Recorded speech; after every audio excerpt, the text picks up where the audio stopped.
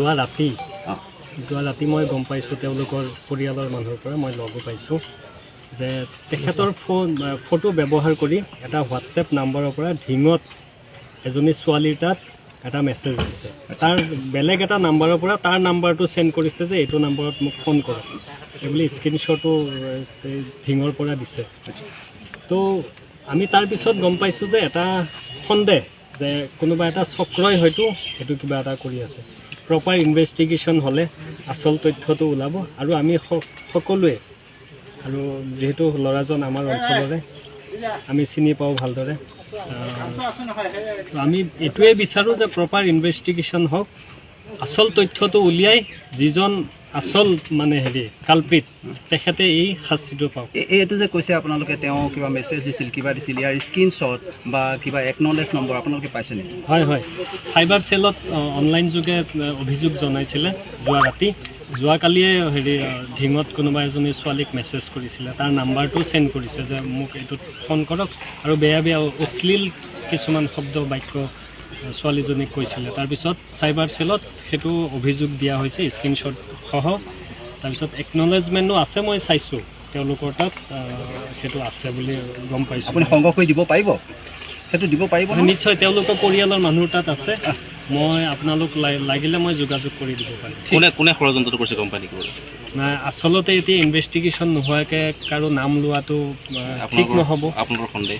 যিহেতু সন্দেহ আছে, আমাৰ গোটেই ৰাইজে ভাবি আছে কোনোবা এটা চক্ৰই কৰিছে বা আমাৰ মানুহে অলপ সন্দেহো কৰিছে যে কোন থাকিব পাৰে। কিন্তু আচলতে ইনভেষ্টিগেশ্যন হওক, আচল কালপিত কোন ওলাওক, সেইটোৱে আমি গোটেই ৰাইজে আমি বিচাৰোঁ। আব্দুল মুতালিবক কোনোবাই ছোৱালী দি পেলাই ফচুৱাইছিল এটা অভিযোগ আহিছে, খবৰ পোৱা গৈছে। হয়, যোৱা বছৰ তেনেকুৱা আমি গোটেই ৰাইজে আমি এইটো সন্দেহ কৰি আছোঁ। আমি একদম মনে প্ৰাণে সন্দেহ কৰি আছোঁ যে এইটো 100% এটা ষড়যন্ত্ৰ হ'ব লাগে। যিহেতু চাওক, মোৰ যিহেতু জেনেৰেল নলেজত কৈ আছোঁ, এই ল'ৰাজনে লিখা পঢ়াই কৰা নাই। যিটো কমেণ্টত ইংলিছ যিটো টাইপ কৰিছে সেইটো টাইপ সেইজন ল'ৰাৰ কেতিয়াও সাধ্যই নাই। তাৰ গোটেই পৰিয়ালত ইংৰাজী লিখা কোনো মানুহ নাই। গতিকে আৰু যিখিনি ভাষা লিখিছে সেইখিনি সি টাইপ আজিলৈ কৰিব নোৱাৰে। মই যিমানখিনি জানো, মই সেই অঞ্চলৰ হিচাপে। গতিকে মই আৰু আমাৰ গোটেই ৰাইজে আমি এইটো ভাবি আছোঁ যে এইটো নিশ্চয়কৈ এটা ষড়যন্ত্ৰ চলি আছে।